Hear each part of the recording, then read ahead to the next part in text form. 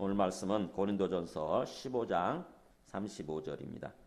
고린도전서 15장 35절에서 49절까지 저희는 한 절씩 교독하시겠습니다. 신약 페이지 283쪽입니다. 누가 묻기를 죽은 자들이 어떻게 다시 살아나며 어떠한 몸으로 오느냐 하리니 어리석은 자여 내가 뿌리는 씨가 죽지 않으면 살아나지 못하겠고 또 내가 뿌리는 것은 장래의 형체를 뿌리는 것이 아니요 다만 밀이나 다른 것의 알맹이 뿐이로되 하나님이 그 뜻대로 그에게 형체를 주시되 각 종자에게 그 형체를 주시느니라. 육체는 다 같은 육체가 아니니 하나는 사람의 육체요 하나는 짐승의 육체요 하나는 새의 육체요 하나는 물고기의 육체라.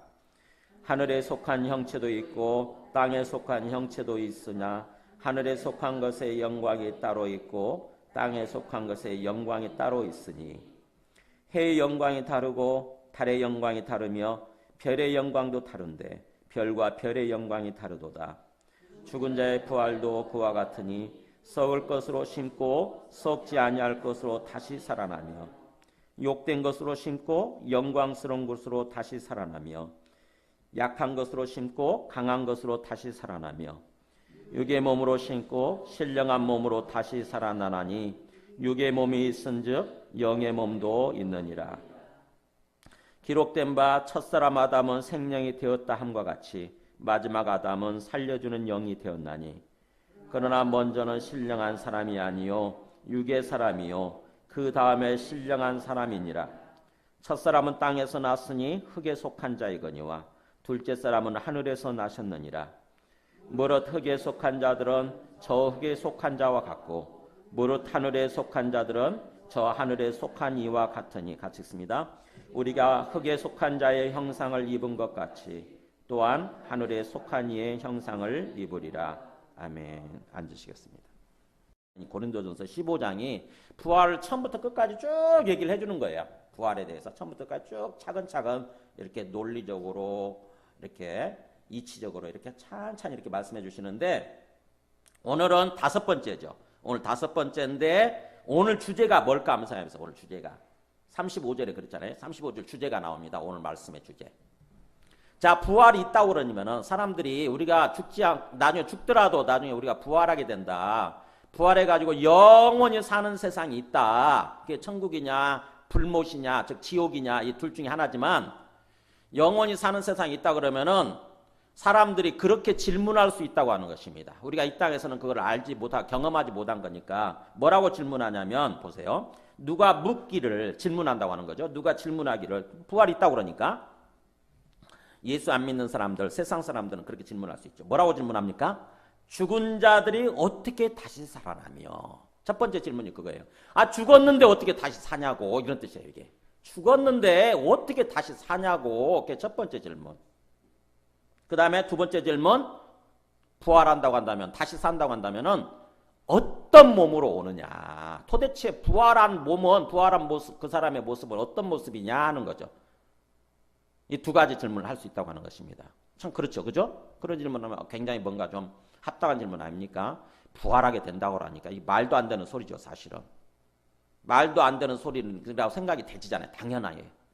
그게 똑똑한 어떻게 보면 합당한 생각이죠. 그러니까는 우리가 죽은 사람 생각해 보셨어요? 죽은 사람 땅에다 묻잖아요.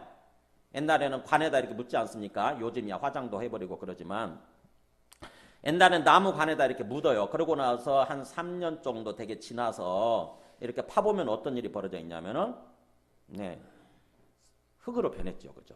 보면은 대개는요, 되게 정상적으로 보게 되면은 이 되게 살이 다 없어지고 물론 그리고 뼈만 이렇게 좀 있고 또 어떤 경우는 뼈 자체도 흔적도 없이 사라진 경우도 있어요. 뼈나 이런 모든 거 물론 잘못된 곳에다 묻게 되면은 막 그대로 뭔가 막 저기 하죠. 근데 정상적인 모습은 좀 그 묻고 나서 한 3년 내지 5년 정도 지나게 되면은 흙으로 다 변해가지고 흙밖에 없습니다. 그게 정상적인 모습이에요. 그래서면은 우리가 이제 뭔가 이장한다고 그랬을 때 흙을 좀 긁어 모아가지고 이렇게 좀 이장하고 그러는데 어쨌든 흙으로 사라져 있어요. 분명히 흙으로 다 변했어요. 그게 죽은 모습인 거죠. 그게 죽어서 사라진 거죠, 우리가. 근데 그런 그렇게 흔적 죽어서 흙으로 사라져버린 그 존재가 다시 부활한다고 생각해보세요. 다시 살아난다. 이게 말도 안 되는 소리인 거죠. 그죠? 근데 성경은 그렇게 얘기하거든요. 죽어서 사라졌지만 다시 살아난다. 다시 부활하게 돼 있다. 다시 부활해가지고 우리 앞에 나타나게 돼 있다고 하는 거죠. 거기에 대해서 지금 질문을 할 수 있는 거예요. 죽었는데 말도 안 되는 소리지. 죽었는데 어떻게 다시 살아나냐. 이게 어떻게 강조점이 있는 거예요. 죽었는데 어떻게 다시 살아납니까? 라고 하는 질문을 할 수 있다고 하는 것입니다. 굉장히 합당한 질문이죠. 그죠? 굉장히 합리적인 질문이에요. 그 다음에 두 번째 질문은 그렇다고 한다면 인정합시다. 부활하고 다시 살아난다고 하는 인정한다 칩시다. 그렇다고 한다면 그 부활한 사람의 모습, 다시 살아난 사람의 그 몸은 어떤 몸입니까? 도대체 이렇게 물을 수 있다고 하는 거죠. 그게 두 가지 질문이에요. 두 가지. 어떤 몸으로 오느냐. 거기에 대해서 굉장히 합리적이고 똑똑한 질문이죠. 그죠? 굉장히 이 사람은 그냥 부활에 대해서 얘기를 들어도 그냥 그러려냐고 받아들이는 것이 아니라 생각하는 사람인 거예요. 굉장히 생각하면서 내가 그동안 알고 있는 거, 내가 이 땅에서 그동안 경험한 것에 비추어서 생각해 보는 것입니다. 가만히 생각해 볼수록 이게 말이 안 되는 소리인 거예요. 그래서 죽었는데 어떻게 다시 살아날 수 있느냐 이렇게 질문을 당연히 하게 돼 있고, 그렇다고 한다면 그러면서 그 부활에 대해서 상대방의 어떤 그 얘기를 인정한다 치더라고 100번 양보해서 인정한다 쳤을 때, 그렇다고 한다면 도대체 부활한 몸은 어떤 몸이냐 하는 거죠. 그럼 부활해가지고 또 그 몸이 지금 이 땅에서처럼 그대로 계속 늙어가고 노쇠해져가고 쇠약해져가고 그러다가 또 죽는 그런 몸이냐 하는 거죠. 그러면 부활할 게 뭐 있어요. 그죠? 그런 식으로 한다고 한다면 부활할 필요가 뭐가 있습니까? 부활에도 무슨 의미가 있어요? 부활했다 할지라도 다시 계속 쇠약해져가고 노쇠해져가고 그랬다가 또 죽는 거다. 그러면 그 부활의 의미가 뭐가 있냐고요. 그냥 의미가 없잖아요. 그러니까는 그런 질문을 할 수 있는 거죠. 부활을 했다고 한다면 그 몸이 어떤 몸이냐 이렇게 질문할 수 있는 거죠. 거기에 대해서 답변을 해주는 거예요. 그게 36절부터 41절까지가 우리가 이 땅에서 우리가 무심코 지나쳤는데 우리가 이 땅에서 경험하고 그래서 그것을 통해서 알 수 있는 것들 있잖아요. 그것을 가지고 얘기를 하는 것입니다. 그게 아까 우리가 봤던 그런 거죠. 아까 우리가 콩 심었던 거 있잖아요. 콩 심었더니 그런 모습인 거죠. 그러니까는 보세요. 36절에 어리석은 자여 이렇게 나오잖아요. 아니 분명히 앞에서 똑똑하게 질문을 했는데 굉장히 생각이 깊은 사람이고 그래서 똑똑하게 질문을 했는데 성경은 뭐라고 그러냐면은 너는 사실은 어리석은 자다 이렇게 얘기하는 것입니다. 네가 어리석은 거다. 잘 모르는 거다. 사실은 어리석어다. 왜 어리석느냐? 사실은 네가 이미 그 죽음과 부활을 경험했다고 하는 것입니다. 간접적으로 알 수 있도록 경험한 네 지식 속에, 네 경험 속에 그게 다 있다고 하는 것입니다. 그렇기 때문에 어리석다고 하는 거죠. 충분히 생각하면 알 수 있었는데 그게 바로 뭐냐면 우리가 바로 아까처럼 씨앗을 뿌리고 그 다음에 새싹이 나고 그런 모습을 통해서 얘기를 하는 거예요. 보세요. 36절에 어리석은 자여 너가 뿌리는 씨가 죽지 않으면 살아나지 못하겠고, 첫 번째 질문에 대한 답이에요. 죽었는데 어떻게 다시 살아날 수 있느냐라고 하는 질문에 대해서 사실은 네가 씨앗을 뿌렸을 때, 보면 씨앗 뿌리잖아요. 씨앗을 뿌렸을 때 아까 콩을 심었을 때처럼 그렇게 씨앗을 심었을 때 어떻게 됩니까? 그 씨앗이 죽어야 새로운 싹이 나는 거잖아요. 그죠? 만일에 씨앗이 죽지 않고 콩을 심었는데 콩이 죽지 나는 안 죽을 거야 그러면서 막 부득부득 버티면서 그대로 있다고 생각해 보세요. 절대로 난 안 죽어. 그래서 딱 이렇게 그대로 하나를 심은 상태로 그대로 있으면 어떻게 되죠? 새싹이 날 수가 없어요. 그냥 죽는 것입니다. 이렇게 싹이 죽는 거, 콩이 죽는 거예요. 그냥 아까 죽잖아요. 죽었는데 놀라운 일이 벌어진 거죠. 죽었는가 싶었는데 거기서 완전히 새로운 싹이 나오는 거예요. 그 얘기입니다.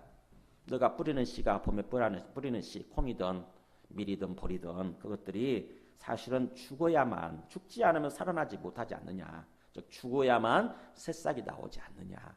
그런 거다라고 하는 거죠. 그러면서 또 37절에 또 너가 뿌리는 것은 장래의 형체를 뿌리는 것이 아니라, 실제 그렇죠? 우리가 이렇게 씨앗을 뿌릴 때에 뭔가 줄기 있는 모습, 꽃이 핀 모습으로 심는 게 아니잖아요. 앞으로의 형태를 심는 게 아니잖아요. 그죠? 어떻게 됩니까? 그냥 뭘 심냐면은 뿌리는 것이 아니요. 다만 밀이나 다른 것이든 밀이든 다른 것이든 알맹이 뿐이로 돼. 그잖아요. 알맹이를 심을 뿐인 거죠. 아까 콩, 알맹이, 보리, 알맹이, 밀, 알갱이, 알곡을 심었잖아요. 알곡, 씨앗 이렇게 그냥 완전히 농축된 거잖아요. 그 씨앗을 심을 뿐이에요. 씨앗을. 형체를 심는 게 아니에요. 형체를 못 심죠.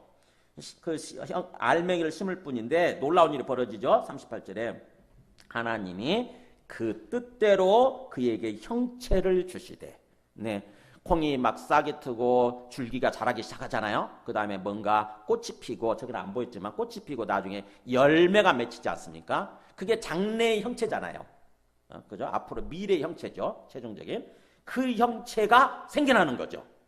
분명히 알갱이를 심었을 뿐인데, 알맹이를 심었을 뿐인데 놀라운 일이 벌어지는, 기적 같은 일이 벌어지는 거죠. 그게 하나님께서 그렇게 하신다고 하는 것입니다. 하나님이 그 뜻대로 그에게 형체를 주시되 각 종자에게, 밀이면 밀, 보리면 보리, 콩이면 콩, 각 종자에게 그 형체를 주시느니라. 이렇게. 그 형체, 그게 바로 부활의 모습이라고 하는 것입니다. 부활의 모습. 생각해보세요. 우리는 너무나 그냥 뭐 먹고 살기 위해서 씨 뿌리고 그 다음에 나중에 수확하고 이렇게 살아와서 별로 거기에 대해서 생각을 못해서 그렇지, 사실은 가만히 곰곰이 따져놓고 생각해보면은 놀라운 거잖아요. 알맹이 씨앗을 뿌릴 때 생각해보세요. 한 번도 경험이 없다고 생각해보세요. 우리 어린애들은 경험이 없잖아요. 한 번도 경험이 없는 아이가 알맹이 씨앗을 뿌리면서 장래에 어떤 그런 놀라운 형체가 생겨날 거라고 상상이나 하겠어요? 그잖아요. 상상을 못 한다고요. 그게 우리 어른들이야 그냥 무심코 하는 거지만, 그렇듯이 우리의 죽음과 부활도 죽을 때는 전혀 상상할 수 없는 그런 모습, 나중에 부활의 모습이 정말 우리가 상상하지 못했던 그런 모습으로 부활할 수 있다고 하는 거죠. 그 얘기를 지금 하는 것입니다. 그래서 보세요. 나중에 그 형체가 어떤 형체가 있냐면은 39절에서 41절 보세요. 그 보면은 육체는 다 같은 육체가 아니니 이렇게 나오죠. 육체란 말이 형체란 뜻이에요. 거기 그 38절에서 말하는 형체라는 말하고 형상이죠. 형체, 형상. 그게 똑같은 단어예요. 그러니까 형상이라고 해서 형체라고 해서 다 같은 형체가 아니니, 어떤 것은 사람의 육체, 사람의 형체가 있는가 하면은 어떤 것은 짐승의 육체, 짐승의 형체가 있고, 또 짐승의 형상 중에서도, 형체 중에서도 새의 육체, 새의 형상이 있는가 하면은 또 물고기, 바닷속에, 물속에서 사는 물고기 형체가 있느니라. 각각이 다르죠, 그죠? 그러니까 형체마다 다 다른 거예요. 사람의 형상이 있는가 하면은 짐승의 형상이 있고, 짐승의 형상 중에서도 새의 형상이 있고 물고기 형상이 다 다르지 않습니까? 다양하게. 그러면서 40절에 하늘에 속한 형체가 있는가 하면 땅에 속한 형체가 있고, 즉 하늘에 속한 뭐죠? 새들 있잖아요. 새들. 하늘에 속한 존재들. 새나 이런 것들. 그 다음에 땅에 속한 것은 짐승이나 걸어다니고 기어다니는 것들이죠. 하늘 속, 땅에 속한 형체가 있고, 그러면서 거기에 따라서 또 하늘에 속한 것은, 하늘에 속한 형체는 또 그것 나름대로의 어떤 영광스러운 모습이 있고, 또 땅에 속한 것은 땅에 속한 것의 영광이 따로 있다고 하는 것입니다. 영광이라고 하는 것은 빛나는 모습이에요. 빛나는 모습. 가장 아름답고 빛나는 모습. 그렇잖아요. 여기 꽃을 한번 보세요. 꽃 이쁘죠, 이게. 이거는 땅에 속한 것이에요. 지금 땅에 붙어 있으니까. 땅에 속한 것인데 참 이쁘잖아요. 이게 영광스러운 모습이에요. 이 꽃은 이게 난인데, 이 난은 난대로 하나님께서 디자인하신 대로, 하나님께서 계획하신 대로 이렇게 아름답게 꽃을 피웠을 때 가장 아름다운 모습, 이게 영광스러운 모습인 거예요. 반대로 하늘에 속한 것, 새를 생각해 보세요. 뭐 어떤 그 독수리나 이런 어떤 하늘에 속한 새를 생각해 보세요. 그것이 가장 젊고 건강하고 이렇게 아주 힘있게 날 때 모습 보세요. 그게 영광스러운 모습인 거예요. 그걸 얘기하는 것입니다. 그러니까는 형체는, 형상이라고 하는 것은 하늘에 속한 것도 있고 땅에 속한 것도 있지만 그것에 그 자체 하나님께서 부여하신 영광스러운 모습이 있다고 하는 거죠. 그러면서 하늘에 속한 것을 또 예를 들어줍니다. 41절에 보면은 해도, 달도, 별도 하늘에 속한 것이라고 얘기하는 거예요. 하나님이 지으신 거니까. 그래서 해의 형상, 달의 형상, 별의 형상이 있는데 그럴 때 그 해의 영광이 다르고 달의 영광이 다르고 또 별의 영광도 다른데 별들 중에서도 똑같이 영광이 있는 것이 아니라 별과 별의 영광이 다른 모습으로 나타난다고 하는 것입니다. 그렇듯이 이제 이것을 찬찬히 곰곰이 생각해 보는 거예요. 이 무슨 말을 하려고 하는가? 우리가 이 땅에서 경험하는 것들이에요. 지금 41절까지는 우리가 무심코 지나쳤지만 이 땅에서 충분히 우리가 경험하는 것들 그 속에 죽음과 부활의 진리가 숨겨져 있다고 하는 것입니다. 하나님께서 그렇게 숨겨놓으신 거예요. 사실은 죽음과 부활이 어떤 것인지 죽는 것 같았는데 부활이 있고 부활했을 때 그 부활의 형상이 있고 그 다음에 그 부활의 형상을 따라서 영광스러운 모습이 있다고 하는 것을 우리가 충분히 경험하고 알 수 있도록 주님께서 그렇게 해놓으셨다고 하는 거죠. 별로 생각을 안 하고 살았죠. 그런 것들에 대해서. 근데 하나님께서 충분히 우리의 부활에 대해서 알 수 있도록 그렇게 숨겨놓으셨다고 하는 것입니다. 우리는 먹고 살기 바빠가지고 언제 그런 거 생각하고 살았어요. 그냥 정신없이 산 거죠. 근데 찬찬히 곰곰이 생각해보면 깊이 생각이 되는 거죠. 그렇구나 이렇게 생각이 되는 거죠. 깨닫게 되는 거죠. 그러면서 보세요. 42절에 이제 본격적으로 얘기하고자 하는 거죠. 얘기합니다. 앞에서 질문했던 것. 죽은 자의 부활도 그와 같으니 우리가 죽었는데 다시 살아나는 거 부활하게 되는 것도 그래서 부활의 형상이 있고 영광스러운 모습이 있는 것도 이와 비슷하다라고 하는 것입니다. 그와 같다. 그러면서 보세요. 이제 우리의 부활이 어떤 것인지. 자, 읽어볼게요. 썩을 것으로 심고 썩지 아니할 것으로 다시 살아나며 욕된 것으로 심고 영광스러운 것으로 다시 살아나며 약한 것으로 심고 강한 것으로 다시 살아나며 육의 몸으로 심고 신령한 몸으로 다시 살아나나니 육의 몸이 있은즉 또 영의 몸도 있느니라. 자, 어떻게 얘기합니까? 아까 우리 씨앗을 심고 새로운 형상으로 살아난 것처럼 우리의 죽음과 부활도 심고 다시 살아나는 것으로 얘기를 하죠. 그래서 심고 다시 살아나며 심고 다시 살아나며 심고 다시 살아나나니. 그러니까 우리의 죽음이라고 하는 것은 뭐냐? 씨앗을 심듯이 심는 거라는 것입니다. 심는 거. 그래서 죽고 끝나는 게 아니었어요. 죽어서 흙으로 다 사라지다 보니까 그걸로 끝난 줄 알았는데 이게 끝난 게 아니고 사실은 씨앗을 심듯이 심는 거라는 거였죠. 심는 거. 그래서 썩을 것으로 심고 썩지 아니할 것으로 다시 살아난다는 거예요. 우리 육체라고 하는 것은 이거는 썩는 거라는 것입니다. 썩는 거죠. 흙으로 만들어진 거거든요. 그래서 흙으로 다시 돌아가게 돼 있어요. 근데 다시 부활하게 될 몸은 썩지 않는 몸이라고 하는 것입니다. 썩지 않는 몸, 즉 다시 말하면 죽지 않는 몸, 영원히 사라지지 않는 몸, 영원히 죽지 않는 몸이라는 거죠. 우리의 부활의 몸은. 그러면서 또 욕된 것으로 심고 영광스러운 것으로 다시 살아나며 욕된 거, 우리 몸이라고 하는 이 죽는 이 육체의 땅이라고 하는 것은 욕된 거고 나중에 부활할 몸은 영광스러운 것이라는 것입니다.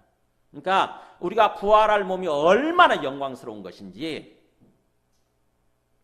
이 땅에서 우리가 아무리 건강하게 젊게 한참 젊을 때 있잖아요. 아무리 건강하게 그리고 그때는 그것도 예쁘지 않습니까? 아무리 예쁘다 할지라도 나중에 우리가 부활할 몸에 비교해보면 부활할 모습에 비교해보면은 지극히 욕된 거라는 것입니다. 아무것도 아니래요. 아무것도. 욕되다는 말이 아세요? 그러니까 추하고 뭔가 좀 더럽고 그런 거라는 거죠. 그죠? 욕된 거라는 말은. 그러니까 나중에 우리 부활할 몸은 정말 아름다운 모습이고 너무나 빛이 나는 그런 모습이기 때문에 빛의 몸이죠. 사실은. 빛의 몸이기 때문에 지금 우리 육체라고 하는 것은 이 땅에서 아무리 그 사람이 뭔가 건강하고 아무리 잘생기고 아무리 예쁘다 할지라도 부활할 몸에 비하면 아무것도 아니라는 게 지극히 추하고 욕된 모습이라는 것입니다. 그만큼 부활의 몸이 영광스럽다고 하는 거죠. 상상할 수 없을 만큼. 그 다음에 또 하나 약한 것으로 심고 강한 것으로 다시 살아나며 우리 몸이 아무리 이 땅에서 육체는 우리 이 육체라고 하는 것은 아무리 강하다 할지라도 아무것도 아니라는 것입니다. 실제 아무것도 아니죠. 그렇게 막 큰 소리 치고 막 패기만만하고 막 큰 소리 그러는 사람도 뭐예요? 한참 젊을 때 20대, 그때가 한창 젊을 때잖아요. 그때 그 사람이 막 큰 소리 치던 그 사람도요, 뭐예요? 그 손톱 밑에 가시 하나 딱 박혀보세요. 어떤 반응을 보이나. 손톱 밑에 뭔가 이렇게 좀 만지다가 이렇게 가시 박힐 수 있잖아요. 손톱 밑으로. 그럼 어떻게 됩니까? 꼼짝 못 하잖아요. 손톱 밑에 가시 박히면 얼마나 아픕니까? 꼼짝 못 해요. 아무것도 아닙니다. 그리고 그렇게 큰 소리 치고 튼튼하고 심지어는 운동선수다 보니까 굉장히 그렇다 할지라도 그 사람한테 만약에 딱 암 선고가 내려져 보세요. 당신 이제 암 걸려가지고 앞으로 6개월밖에 못 삽니다. 딱 시한부 인생 선고 받으면은요, 그 사람 반응을 보세요. 딱 꼬꾸라집니다. 딱 꼬꾸라져요. 그렇게 큰 소리 치던 사람도 딱 꼬꾸라져요. 아무것도 아닙니다. 우리 몸뚱아리라고 하는 것은, 이 육체라고 하는 것은 아무것도 아니라고 하는 거죠. 특히 약한 거예요. 연약한 겁니다. 우리가 착각하고 사는 거지 약합니다. 아무것도 아니에요. 그러나 우리가 부활하게 될 몸은 강하다고 하는 것입니다. 강하죠. 절대로 어떤 병에 의해서 시달리는 것도 아니고, 그러니까 병에 걸리는 것도 아니죠. 병 걸릴 수 있는 것도 아니고, 무슨 사고를 당해서 우리가 뭔가 이렇게 뭐 한쪽이 뭔가 달아난다거나 부서진다거나 그럴 수 있는 것도 아니고, 영원히 완전한 모습으로 영원히 사는 거니까 완전히 절대적으로 강한 거죠. 이 땅에서 아마 강철보다도 더 강한 몸이겠죠. 그죠? 그런 강한 모습으로 다시 살아난다고 하는 것입니다. 죽지 않는 거니까. 죽을래야 죽을 수가 없거든요. 죽을래야 죽지도 않는 그런 몸으로 다시 사는 거니까. 그 다음에 마지막에 44절에 그렇게 해서 육의 몸으로 심고 신령한 몸으로 다시 살아나느니. 그러니까 왜요? 우리는 이 땅에서 사는 동안은 우리 육체의 몸뚱아리, 몸이라고 하는 것은 이렇게 육체가 전부인 줄 알았잖아요. 그죠? 육의 몸이에요, 이게. 그야말로 유기물질로 구성되어 있는 거죠. 그게 전부인 줄 알았는데 나중에 우리 부활하게 될 몸은 어떤 몸이라고 그러냐면은 신령한 몸이라는 것입니다. 신령한 몸. 여러분 상상이나 해보셨어요? 신령한 몸. 그래서 육의 몸이 있은즉 또 영의 몸도 있느니라. 그러니까 우리 이 육체로 만들어져 있는 이 고깃덩어리죠. 이 고깃덩어리로 만들어진 유기물질로 구성된 이런 몸만 있는 것이 아니고 영의 몸도 있대요. 영의 몸. 영의 몸. 이거는 이 땅에서는 우리가 전혀 알지 못한, 경험하지 못한 세계예요. 영의 몸이 있다. 야, 이 몸이라고 하는 게 그냥 육체의 몸만 있는 줄 알았더니 영의 몸이라는 게 있는 거구나. 그러니까 재질이 다른 거죠. 재질이 다른 거예요. 똑같은 몸인데, 똑같은 몸이니까 뭔가 이렇게 감각이 있고 그런 몸이에요. 부활의 몸은 진짜 이렇게 감각이 있는 그런 몸인 것입니다. 똑같이 이렇게 만지면 느껴지고 하는 그런 몸이에요. 부활체가. 근데 재질이 다른 거예요. 지금 현재 우리 육체라고 하는 것은 그냥 뭐예요? 그냥 육체, 고깃덩어리죠, 이게. 그래서 지금 연약하고 언젠가는 부패하고 썩게 돼 있는 건데 흙으로 만들어졌으니까 재질이 흙이거든요. 흙. 재질이 흙이에요. 우리 뭐 육체라고 하는 것은. 흙으로 만드셨잖아요. 처음에 하나님께서. 흙인데 그래서 흙으로 돌아가게끔 돼 있는 건데 나중에 우리 부활하게 되면 그 부활의 몸은 흙이 아니라, 재질이 흙이 아니라 영에 의해서 만들어진 영의 몸뚱아리라고 하는 것입니다. 그러니까 저도 잘 모르겠어요. 이게 도대체 영의 몸이라고 하는 게 저도 경험을 못했으니까. 근데 그렇게 말씀하잖아요. 그죠? 육의 몸이 있은즉 또 영의 몸도 있느니라 하는 거죠. 영의 몸.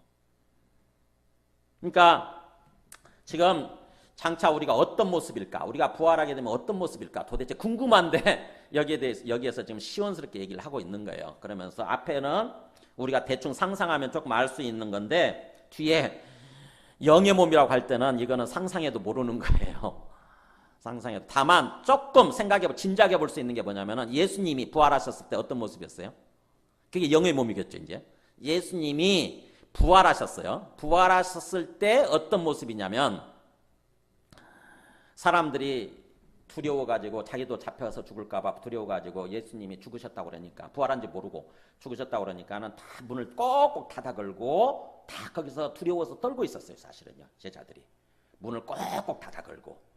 근데 갑자기 그 부활하신 예수님이 뿅 하고 나타나는 거예요. 아무도 문 열어준 적이 없어요. 문 열어준 적이 없는데 갑자기 무슨 벽을 뚫고 오신 건지 딱 가운데 제자들이 보는 앞에 딱 나타나신 것입니다. 그러면서 자기 몸에 그 십자가에 못 박혔던, 그러니까 죽었을 때의 그 흔적이죠. 죽을 때의 흔적을 다 보여주신 거예요. 실제로 자기가 죽었던 존재고 이렇게 부활했다고 하는 것을 보여주신 거죠. 그것을 보고 제자들이 비로소 예수님이 진짜 부활하셨구나 이걸 믿게 된 거예요. 예수님 진짜 부활하셨구나. 그 중에 한 명, 제자들 중에 한 명이 무슨 어떤 화장실에 갔었는지 어디를 갔었는지 그게 빠져 있었어요. 그게 누구죠? 도마죠, 도마. 도마가 그 자리에 없었어요, 마침. 그러니까는 나머지 제자들이 그 부활한 주님을 만나고 나서 도마한테 막 자랑을 하다시피 얘기합니다. 우리가 부활한 주님 봤다. 부활한 주님 만났다. 진짜 주님이 부활하셨다.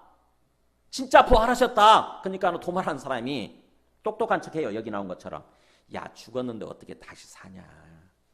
사람이 죽었는데 어떻게 다시 사냐. 죽으면 끝이지. 절대로 나는 그런 거 안 믿는다. 헛소리 안 믿는다. 내가 직접 만약에 내가 저 만날 수만 있다고 한다면 그 부활한 주님 직접 내가 만나서 모세 죽으실 때 모세 찔려서 죽었으니까 모세에 박혀 죽었으니까 내 그 못 자국에다가 내가 손가락을 넣어봐야 되겠고 넣어봐서 확인해야 되겠고 그 다음에 또 창에 찔려서 죽었거든요. 옆구리. 그래서 창에 찔린 그 옆구리에 뭔가 내가 손을 이렇게 넣어봐야 될 테니까 손을 넣어보고 그래야 내가 믿겠다. 이렇게 도마가 얘기를 했어요. 그랬더니 예수님이 그걸 들으셨는지 진짜로 그때부터 8일 후에 딱 나타나서 하는 말이 도마를 향해서 그렇게 얘기합니다. 도마야, 네 말대로 네 손가락을 이리 내밀어서 내 이 손에 찔러봐라. 못 박힌 자리 찔러보고 그 다음에 네 손을 내밀어서 이 옆구리 한번 찔러봐라. 그리고 나서 믿음 없는 자가 되지 말고 믿는 자가 되라. 이렇게 얘기를 해요. 도마가 어떻게 했겠어요? 의심 많은 도마가, 똑똑한 도마가 확인을 하나하나 했겠죠. 진짜로 혹시 거짓말이 아닌지 진짜 이 손에 이 못 박힌 흔적이 있는 그거를 손 찔러봤겠죠. 손가락으로 들어가는지 안 들어가는지. 혹시 이 먹물로 칠해놓을 수 있잖아요. 그죠? 혹시 뭔가 새카만 그걸로 해서 칠해서 거짓말처럼 했을 수도 있으니까 그게 아닌지 진짜인지 이렇게 손가락을 찔러봤겠죠. 그리고 옆구리도 손으로 넣어서 찔러봤을 거예요. 그러고 나서 도마가 고백하는 게 진짜구나. 진짜구나. 예수님이 진짜 부활하셨구나. 내가 알았던 그 죽었던 예수님이 맞구나. 근데 진짜 부활하셨구나. 그러고 나서 도마가 그렇게 고백을 합니다. 그렇게 부활하셨다고 한다면 나의 주님이시고 나의 하나님이시나이다. 이렇게 고백을 해요. 부활하신 주님을 향해서 나의 주님이시고 나의 하나님이시나이다. 그래서 그것이 바로 그러니까 부활을 통해서 도마가 알게 된 거예요. 진짜 예수님이 부활하셨구나. 진짜 이게 사실이구나. 그렇다고 한다면은 죽음이 끝이 아니구나 이게. 부활할 수 있네. 인간이 다시 살아날 수 있네. 그리고 나서 그 몸이 정말 놀라운 몸인 거예요. 그러니까는 뭐예요? 분명히 우리가 문을 다 닫아 걸었는데 시간과 공간을 초월해서 딱 나타나고 또 금방 또 사라지시고. 그러니까 뭐예요? 부활의 모습이라고 하는 부활의 몸이라고 하는 것은 이 땅에서 우리가 살아가는 동안 우리가 어떤 구속받을 수밖에 없잖아요. 그죠? 시간에 갇힐 수밖에 없고 공간에 갇힐 수밖에 없거든요. 근데 부활의 몸이라고 하는 것은 그렇지 않다고 하는 것입니다. 시간에 상관이 없어요. 그 다음에 공간에 상관이 없어요. 시간과 공간을 초월해서 언제든지 존재하는 거예요. 얼마든지. 그게 부활의 모습인 거죠. 그게 영의 몸이에요. 그게 영의 몸. 아마 천사들은 그렇게 존재하겠죠. 그죠? 천사들은 이제 하늘에 있는 천사들은 그렇게 영의 몸으로 지금 존재하는 거죠. 그들은 시간에 구속받고 공간에 구속받는 그런 존재가 아니라 언제고 자기들이 원하는 곳이면 공간 이동이 가능하겠죠. 시간 이동, 공간 이동이 가능한 그런 모습으로 존재하는 거죠. 그렇듯이 부활의 몸이라고 하는 것은 있다고 하는 것입니다. 우리 육의 몸이 있다고 한다면 영의 몸이 있다고 하는 거죠. 영의 몸은 그런 모습이라고 하는 거죠. 그러면서 마지막 45절에 우리가 어떻게 시작을 해서 어떻게 끝나는지 45절부터 49절까지 말씀이 나옵니다. 보세요. 기록된 바 첫사람 아담은 생명이 되었다함과 같이 마지막 아담은 살려주는 영이 되었나니. 자, 우리 첫사람 첫 인간이 아담이죠. 아담은 어떻게 지어진 줄 아세요? 아까 그 창세기 2장 7절 한번 보여줘 보세요. 여호와 하나님이 땅의 흙으로 사람을 지으시고 생기를 그 코에 불어넣으시니 사람이 생명이 되니라. 자, 우리 인간이 처음에 어떻게 지어졌느냐? 땅의 흙으로 만들어졌어요. 흙. 하나님이 흙을 가지고 이렇게 잘 빚으신 거죠. 지금 오늘날 우리와 같은 모습으로 빚으시고 나서 코에다가 하나님이 숨을 후 불어넣으신 거예요. 후 이렇게. 그런데 놀라운 일이 벌어졌어요. 숨을 불어넣었더니 사람이 움직이기 시작하는 것입니다. 그 흙덩이가. 생기가 이 호흡이에요. 하나님께서 호흡을 후 불어넣으시니까 사람이 생령, 살아있는 영이죠. 살아있는 영, 살아있는 혼이라는 뜻이에요. 살아있는 혼. 그러니까 뭔가 생각할 수 있고 말할 수 있고 하는 그게 혼이잖아요. 우리 혼의 속에 있는 혼의 작용이라고 하는 것은 그거예요. 생각하고 그 다음에 뭔가 느끼고 그 다음에 말을 하고 하는 그런 거죠. 인간이 살아있는 혼적인 존재가 된 것입니다. 막 움직이기 시작하면서 말도 하지요. 이렇게. 인간의 실체는 그거예요. 흙으로 만들어져 있으면서 살아 움직이는 혼. 이게 인간입니다. 인간. 거기다가 얼만큼 사느냐.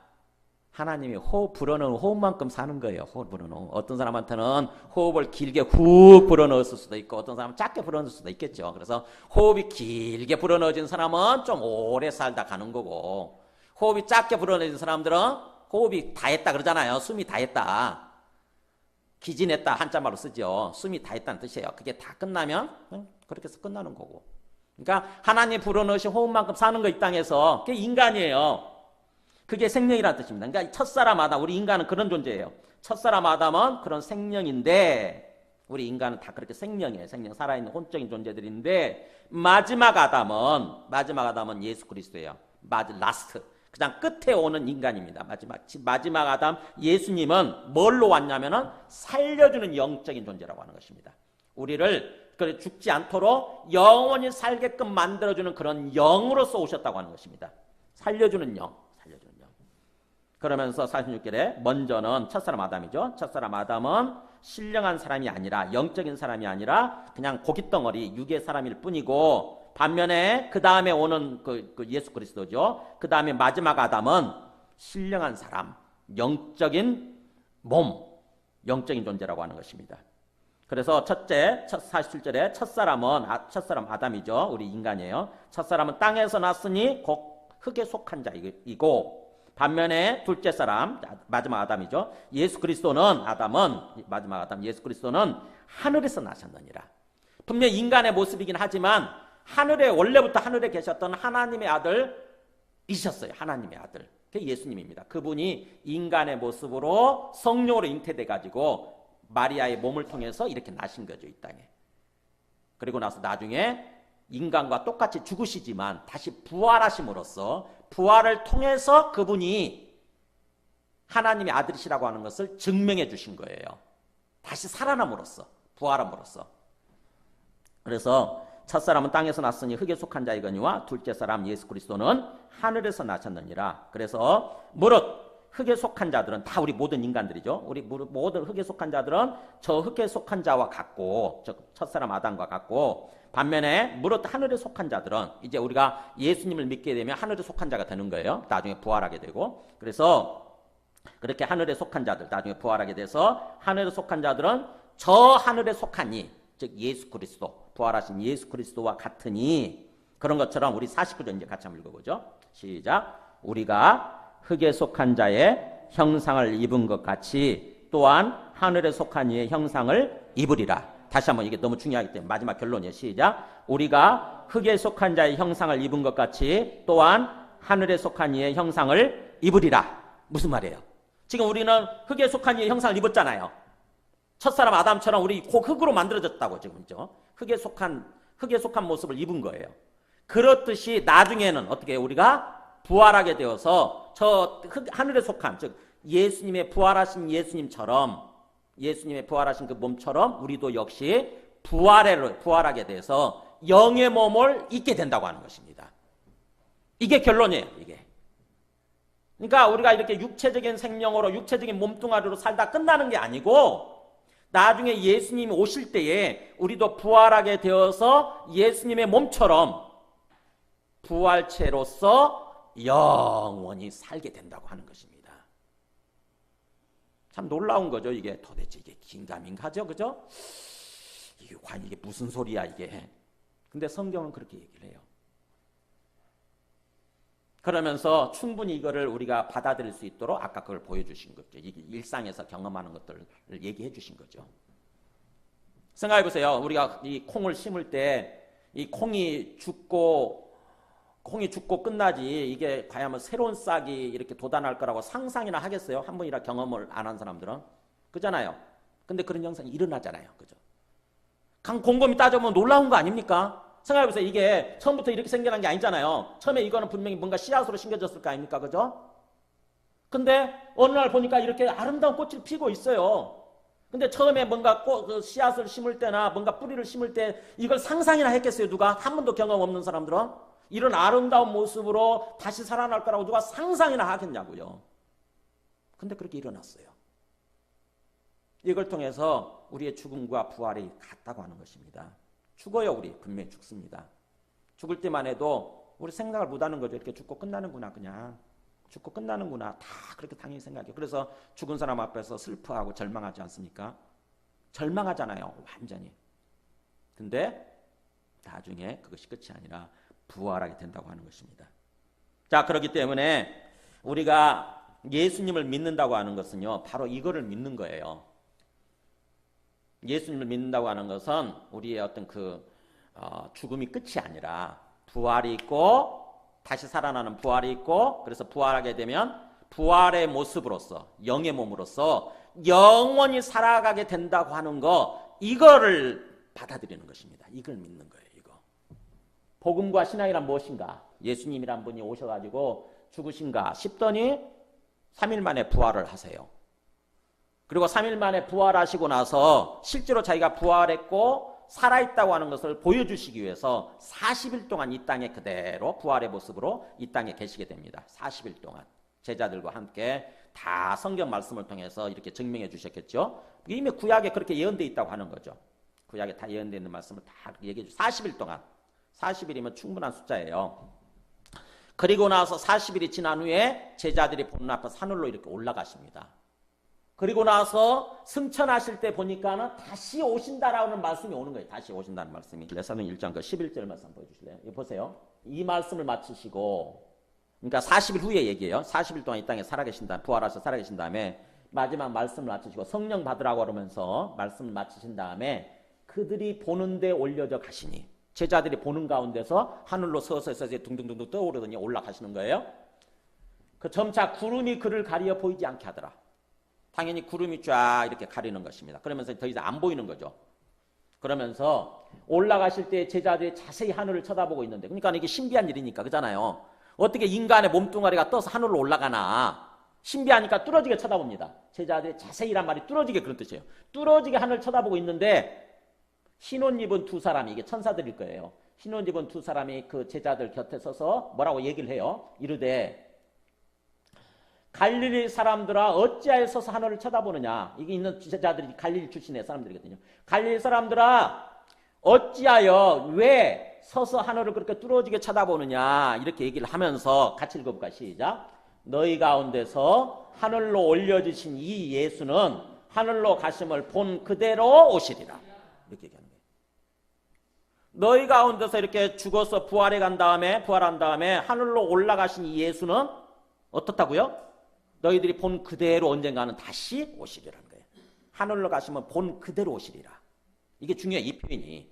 하늘로 가심을 본 그대로 오시리라. 성인의 모습이었고, 그 다음에 손에는 못 박힌 자국이 있었고, 손과 발에, 그 다음에 옆구리에는 창에 찔린 자국이 있는 거 아닙니까? 그 모습 그대로 다시 오신다는 거예요. 그래야 그분이 이 땅에 오셨다가 하신 부활하신 주님이라고 하는 거 우리가 알아볼 거 아닙니까?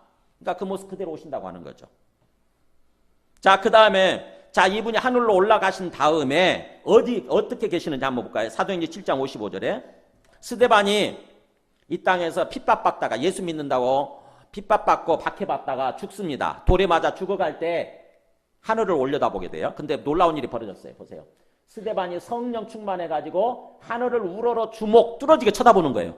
자기가 죽어가는 상황 속에서 하나님께만 소망이 있으니까 하늘을 쳐다봤겠죠. 기도하는 자세로. 그런 순간 놀라운 일이 벌어진 게 자기 눈앞에. 자, 어떤 모습이 펼쳐졌는가 보세요. 하나님의 영광과 및 예수께서 하나님 우편에 서신 것을 보고. 어떤 모습이 펼쳐져요? 하나님의 영광스러운 모습. 하나님의 보좌, 영광스러운 빛나는 모습이죠. 빛나는 모습이 하나님이 계시는 거예요. 그 다음에 그 오른편에, 하나님 오른편에, 하나님이 이렇게 계시면 하나님 오른편일 거 아닙니까? 이 오른편이 그거예요. 항상 하나님 중심으로 얘기하는 거예요. 항상 하나님 중심으로, 하나님 보좌 중심으로. 그래서 오른편에 이렇게 오른편에 누가 있냐면은 예수께서 이 땅에 오셨다 가신 예수님이 하나님 우편에 서 계시는 것입니다. 그러면서 이 스데반이 뭐라고 외치나 보세요. 말하되 보라. 이 보라는 신비로운 일이 펼쳐질 때 감탄사예요. 보라! 그러면서 하늘이 열렸다. 하늘이 열리면서 인자가 하나님 우편에 서신 것을 보노라. 평소에는 하늘이 열리지 않잖아요. 열려있지 않잖아요. 그죠? 하늘이 열려있지 않다 보니까 우리는 항상 우리 눈에는 뭐만 보이냐면 흰 구름, 파란 하늘 이렇게만 보이잖아요.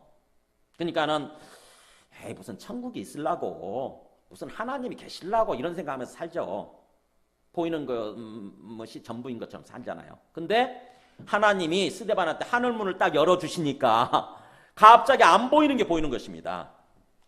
인자가 하나님 우편에 서신 것이 보인다. 그러니까 하나님이 계시고 그 하나님 오른편에 인자, 이 땅에 오셨다 가신 인간의 자식 모양이에요. 이게 인자라는 말은 인간의 자식이란 뜻이에요.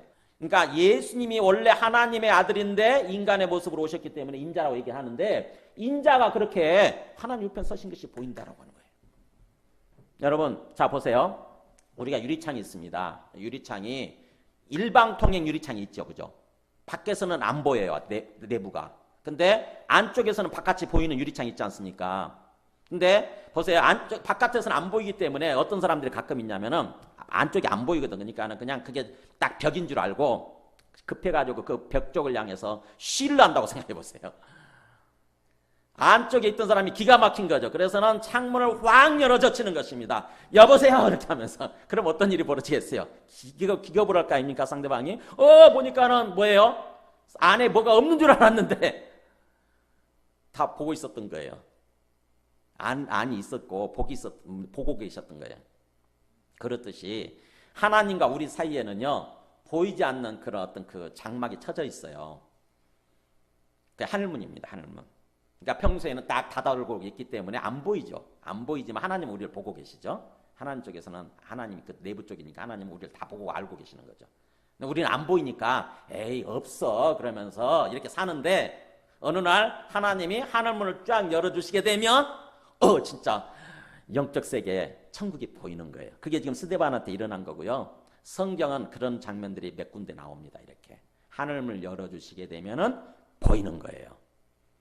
그러니까 우리는 마치 보이는 것이 전부인 것처럼 살면 안 돼요. 보이지 않는 세상이 있습니다. 이게 지금 이 보이는 세상 속에서 우리는 살고 있지만 보이는 세상과 보이지 않는 세상은 함께 공존해요. 함께 같이 존재합니다. 지금 같이 존재하는 거예요. 근데 안 보일 뿐이지. 안 보이니까 없는 것처럼 생각을 하지만 그러나 있다고 하는 거죠. 안 보이는 게 없는 거하고 같은 건 아니잖아요. 그죠? 있어도 안 보일 수 있지 않습니까? 제가 지난번에도 말씀드렸잖아요. 이렇게 보세요. 보이잖아. 이거 보이는 걸 믿으라고 하진 않죠.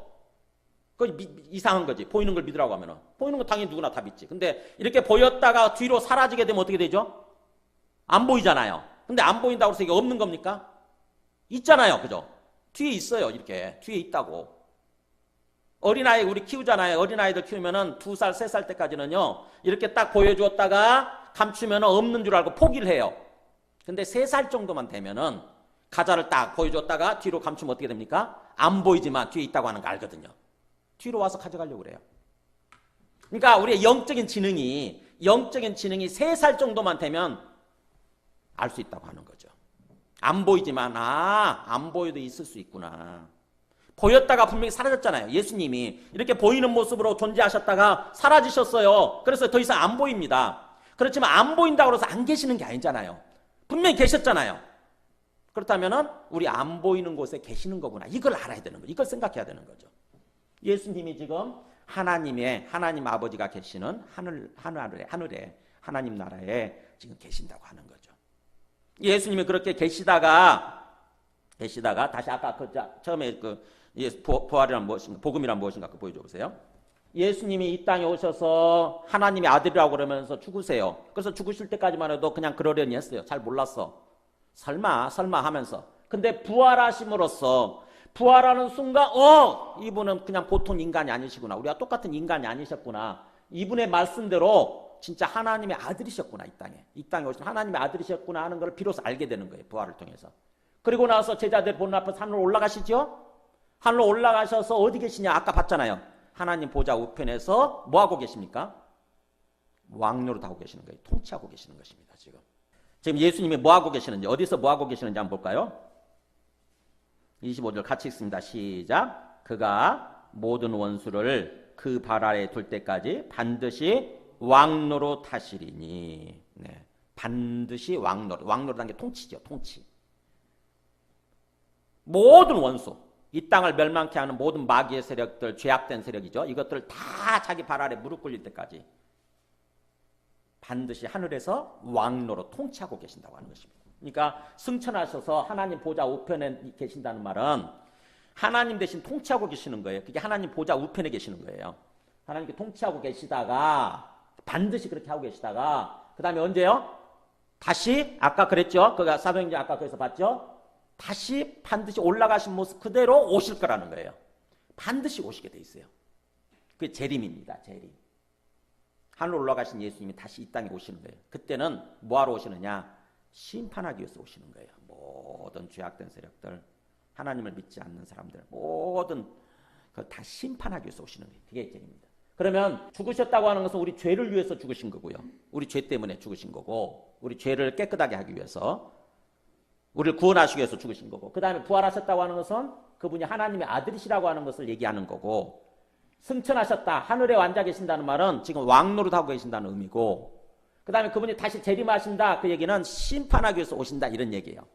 그래서 우리가 그때 재림하게, 우리도 부활하게 되는 거죠. 그때 예수님 재림하실 때. 그렇다고 한다면은 이제 우리 예수님 믿는 건 이렇게 믿는 거예요. 부활을 통해서, 이 부활의 증거를 통해서 예수님을 이 땅에 오신 하나님의 아들 주와 그리스도로 확인하는 것입니다. 아, 이분이 죽고 끝난 게 아니라 부활하신 걸 보니까 하나님의 아들이셨구나, 이분이. 우리의 주님이시고 그리스도 구원자이시구나. 그리스도가 구원자라는 뜻이에요. 우리의 주인이시고 그리스도이시구나. 구원자이시구나. 이거를 확인하는 것입니다. 부활의 증거로. 그래서 기독교의 핵심은요, 부활입니다. 기독교의 핵심 출발점은 부활이에요. 예수님이 부활하셨기 때문에 기독교가 시작된 거예요. 자, 그 다음에 내가 주인된 죄를 회개하는 거예요. 내가 거짓말한 것도 죄고 도둑질한 것도 죄지요. 사람을 죽인 것도 죄지요. 근데 그 죄뿐만 아니라 근본적인 죄는 뭐냐면 내가 하나님 되려고 하는 거예요. 하나님을 끌어내리고 내가 하나님 되려고 하는 것, 즉 다시 말하면 내가 왕이 되고 내가 주인 되려고 하는, 그게 죄예요. 죄의 근본이에요. 죄의 근본.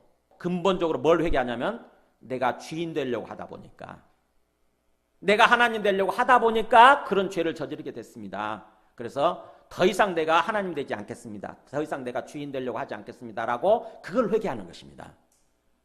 오직 진짜 주인이신 주님만을 주님으로 믿고 살겠습니다. 이게 믿음이에요. 이게. 그래서 그렇게 내가 주인된 죄를 회개하고 그 다음에 예수를, 진짜 주인이신 예수님을 주님으로, 그 다음에 그리스도 구원자로 받아들이는 것입니다. 우리 마음속에. 그렇게 믿겠습니다 라고 받아들이는 거예요. 그러면 성령을 주세요. 하나님이. 성령, 하나님의 영을 우리 안에 보내주시게 되는 것입니다. 하나님의 영은 안 보이니까 손으로 쥘 수 있는 게 아니죠. 그냥 영이니까. 근데 하나님의 영이 우리 안에 임하게 되는 거예요. 그러면 그 영을 받아서 그 다음부터는 예요. 그 다음부터는 주의 재림까지, 주님이 이따 재림하신다고 그랬죠. 다시 오신다고 그랬죠. 주님이 다시 오실 때까지, 그때는 우리가 부활하게 되는 거예요. 우리도 부활하게 될 때까지 어떻게 됩니까? 그 받은 성령을 가지고 성령을 통해서 이제 주님 앞에 나와서 예배드리고 기도하고, 그래서 주님과 교통하는 삶을 사는 거예요. 주님과 커뮤니케이션 하면서 대화하면서 주님과 함께 영적으로 동행하는 거죠. 영적으로 동행하는 삶을 사는 거. 이게 복음이고 이게 믿음이에요. 이게 믿음. 성령을 통해서 주님 앞에 나가서 예배하고 기도하고 이렇게 사는 거죠. 영적으로 동행하는 삶을 사는 거예요. 근데 그 사이에 생각해보세요. 어떤 존재가, 어떤 인간이 봐라, 내가 예수님은 이 땅에 오셨다 가셔서 이제 없는 거고, 이제 내가 너희들을 완전히 구원하기 위해서, 구원을 이루기 위해서 내가 예수의 영을 받아서 내가 왔다. 내가 마지막 구원자다. 예수님 시대가 끝나고 내가 마지막 구원자다. 그러면서 어떤 존재가 그런 식으로 얘기했다고 한번 생각해 보세요. 여러분 그런 존재 있다고 한번 생각해 보세요. 어떤 사람이 갑자기 나타나더니 야, 예수님 지금 안 계시지 않냐. 그러니까 내가 예수의 영을 받아서 내가 마지막 구원자로 온 거야. 나를 믿어야 돼. 이렇게 얘기한다고 그러면 여러분 어떻게 생각하시겠어요? 미쳤구나 그러겠죠. 그죠? 저 미친 사람 아니야. 근데 그런 사람이 있다고 하는 것입니다. 제가 엊그저께 신천지 얘기했잖아요. 신천지는 그 2단 신천지죠.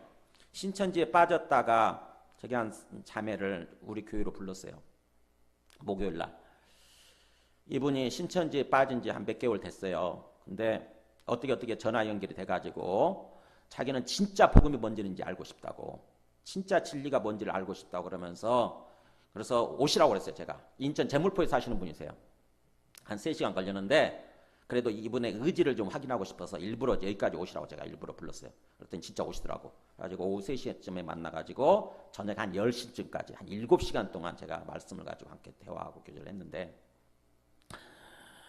이분이요 참 5 형제 중에 맏딸이더라고. 그러다 보니까는 동생들 다 자기가 돈 벌어가지고 동생들 다 대학 보내고 공부시키고 이렇게 한 거예요.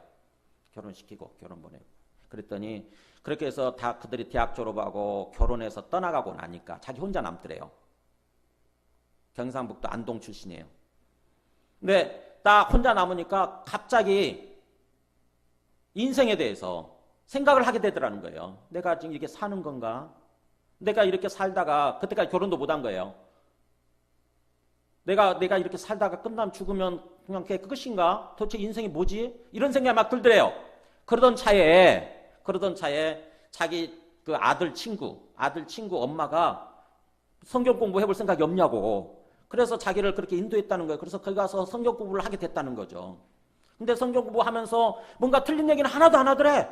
틀린 얘기는 하나도 않고 그냥 그러면서 뭔가 마음에 감동이 있고 그랬다는 거예요.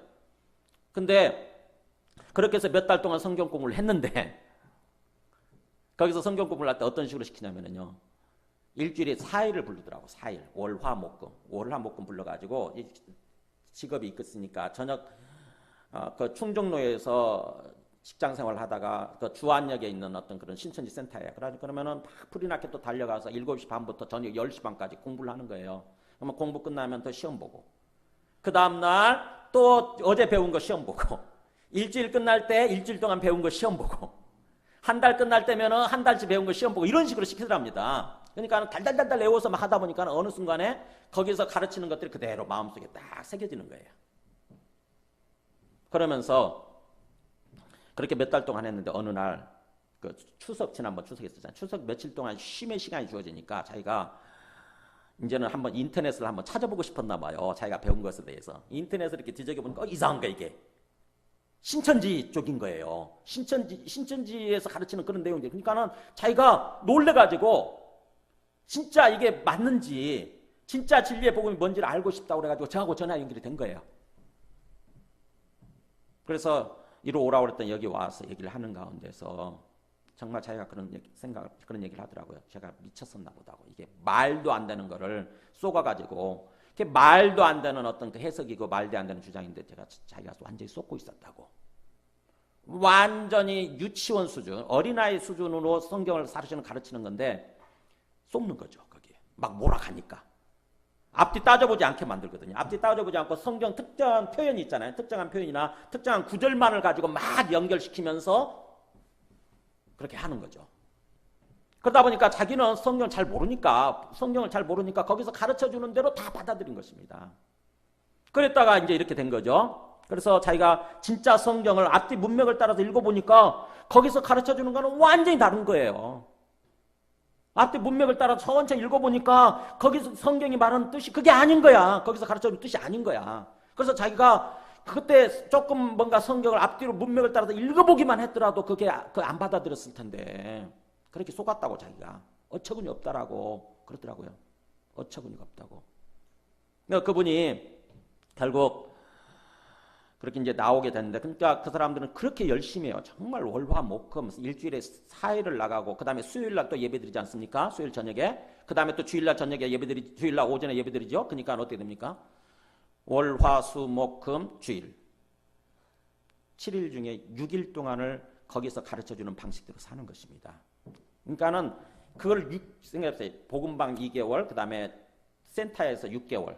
그렇게 해가지고요. 센터에서는 초급반, 중급반, 고급반 해요. 이렇게 해서 전체 8개월 딱 끝나고 나면 사고가 어떻게 되냐면은 맞다고, 신천지가 맞다고 그러면서 이만희 선생은 예수님과 우리 사이에 오신 마지막 구원자라고 이렇게 받아들이는 거예요.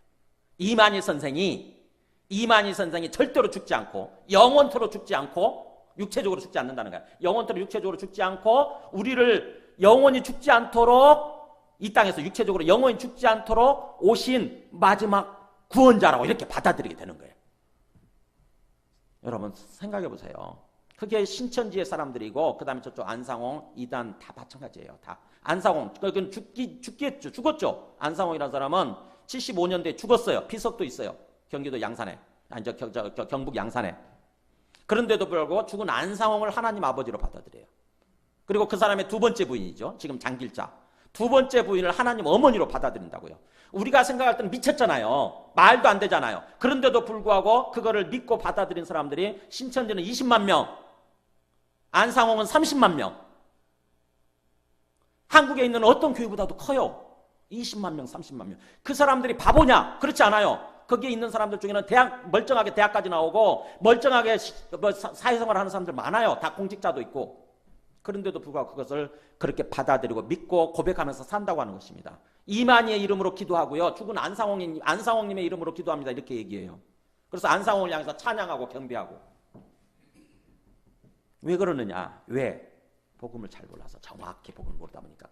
그냥 그동안 종교 활동을 했거든요. 복음을 잘 모르다 보니까, 이 복음이잖아요, 이게 정확하게. 예수님만이 전부거든요. 예수님이 이 땅에 오셔서 죽으시고 부활하시고 하늘에 오르시고 나중에 다시 오시게 돼 있어요. 이게 전부예요. 근데 이거를 잘 모르다 보니까 그런 식으로 엉뚱한 존재를 하나님으로 구원자로 믿고 산다고 하는 것입니다. 그래서 제가 복음이 무엇인지 우리가 어디까지 알아야 되는지 제대로 어디까지 알고 제대로 믿어야 되는지를 얘기를 하는 거예요. 부활이요. 예수님이 다시 오시게 될 때 우리가 부활하게 되는 거. 그래서 우리의 부활 신앙이 확실해져야 돼. 우리 속에. 이게 이 세상 삶이 전부가 아니다. 육체적으로 살다 끝나는 삶이 전부가 아니라 우리가 죽더라도 언젠가는 예수님이 오실 때 다시 부활하게 되고, 그래서 예수님의 모습, 부활체의 모습으로 우리가 다시 있게 되고, 부활체의 모습으로 영원히, 그때부터는 영원히 산다고 하는 거예요. 이게 복음입니다, 여러분. 이걸 제대로 믿으셔야 돼. 이거를 제대로 알고 제대로 믿으셔야 돼요. 신앙생활 수십 년 동안 하면서도 이거를 모르면은 어느 순간에 이단의 그 꼬임에 빠지는 거예요. 이단의 미혹된 소리에 빠지는 거예요. 그렇게 되면은 우리 이제 그야말로 영혼을 망치게 되는 거고, 완전한 멸망으로 가게 되는 거죠. 완전한 멸망으로. 영원한 불못으로 가게 되는 거죠. 여러분, 말씀을 정리합니다. 예수님의 그 일대기를, 죽음과 부활과 승천과 그 재림을 잘 생각을 하세요. 마음속에 기억하시고, 예수님이 반드시 지금 하늘에 오르셔서 하나님 보좌 우편에 계시고 반드시 다시 오시게 돼 있다고 한다면, 다시 오실 때 우리도 부활하게 되고 그때부터 부활 몸으로 영원히 살아가게 된다고 한다면은 이 땅에서 삶을 사는 동안 거기다 초점 맞추고 사는 것입니다. 이 세상이 전부가 아니에요. 결코 이 세상이 보이는 게 전부가 아니에요. 보이지 않는 곳에 계시는 주님, 그리고 다시 우리가 부활하게 될 그 세상, 그게 있다고 하는 것입니다. 그래서 거기다 초점 맞춰 이 땅에서 삶을 살 때 열심히 살아요. 열심히 살되 방향과 목표도 없이 걸어가는 삶이 아니라 분명한 방향, 분명한 목표가 있는 그런 삶을 살아야 되는 거죠. 주님 오신다고요. 그리고 또 우리 부활하게 된다고요. 그래서 부활체로서 영원히 사는 것입니다. 그러면 그동안에 주어진 우리의 이 땅에서 삶이라고 하는 것, 100년 정도의 삶이라고 하는 것은 뭐예요? 궁극적으로 주님을 알도록, 그래서 주님을 믿고 영원한 생명을 얻어서 영원한 생명으로 들어가도록 하기 위해서 주어진 삶이에요. 기간이에요. 시간. 이 땅의 삶이라고 하는 것은. 여러분, 언젠가는 우리가 반드시 주님 앞에 서게 될 줄을 믿고 깊이 생각하시면서 진짜로 제대로 믿으시기 바랍니다. 안 보이지만, 우리 눈에 안 보이지만 지금 하늘에 오르셔서 우리 앞에 왕로로 타고 계시는 주님, 그분을 항상 바라보면서 성령으로 주님 앞에 나아가시기 바랍니다. 주님 앞에 나가서 예배드리고 기도하고 그럴 때 성령을 통해서 커뮤니케이션이 돼요. 주님과 교제가 됩니다. 주님과 교통하는 삶을 되는 거예요. 그게 신앙이고요. 그게 구원받은 삶이에요. 이 땅에서 구원받은 삶을 사는 것입니다. 지금 이 땅에 오셔서 우리 죄를 위해서 죽으시고 또 부활하심으로, 그리고 하늘에 오르심으로 이 땅에 오신 하나님의 아들, 우리의 주와 그리스도가 되시는 예수 그리스도의 은혜와 하나님 아버지의 크신 사랑과 성령님의 내주 감화 감동 충만하신 은총이 오늘 말씀을 통해서 이 세상에 육체적인 생명으로 살다가 끝나는 그런 삶이 전부가 아니라 언젠가 우리가 죽더라도 부활하게 되어 있고, 그래서 주님 앞에 서서 심판을 받게 되어 있고, 영원한 천국이나 영원한 불못에서 영원히 살아가게 되는 그런 세상이 있다고 하는 것을 믿고, 이 땅에서 진정으로 예수님을 믿어서 영생을 얻고 그렇게 영원한 구원으로 영원한 천국으로 들어가기를 소망하는 그 심령과 그 하시는 일들과 그 가정 위에 지금부터 영원토록 함께 하시기를 간절히 축원하옵나이다. 아멘.